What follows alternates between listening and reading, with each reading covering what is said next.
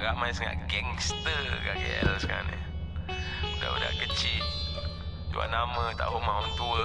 Gangster tai kucing semua. Kongsi-kongsi mari bicara, kongsi pendapat dan juga idea. Masuk kongsi tiada keluar, biar kongsi jadi kongsi kita duduk diam.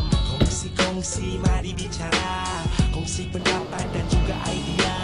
Masuk kongsi tiada keluar, biar kongsi jadi kongsi kita duduk diam.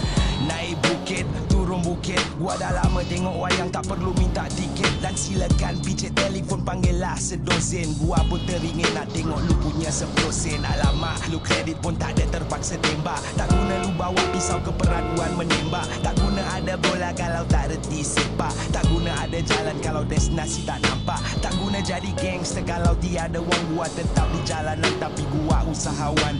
Gua bursa sahamkan setiap perniagaan dan setiap gerak-gerik pelan harus dipersiapkan. Jangan kita mudah lupa, kita bukan selamanya muda. Jadi kerahkan tenaga, pergunakan usia. Bila jumpa orang lama jangan malu bersoal. Jika mahu kunci kuasa harus ada modal. Kongsi-kongsi mari bicara, kongsi pendapat dan juga idea.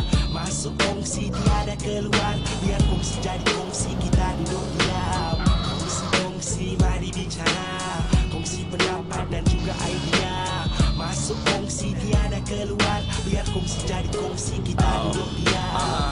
Ada cara duduk, ada cara berdiri. Tangkap orang menyamar, tangkap orang menyanyi. Tangkap orang melala, tangkap budak berlagak. Tangkap mulut berbuih, berbual lepas cakap. Tangkap budak kosong bogel dan tak pakai baju. Ramai sangat kelkatu, nak mendekati lampu. Teringin hendak menyinar naik syekh tapi tak ada dinar. Bila kena pegang gegar sikit air mata berlinang. Bukan nak jadi berada, gua nak jadi orang berada. Supaya dapat menjaga setiap ahli keluarga. Bukan duniawi semata, emas putih permata.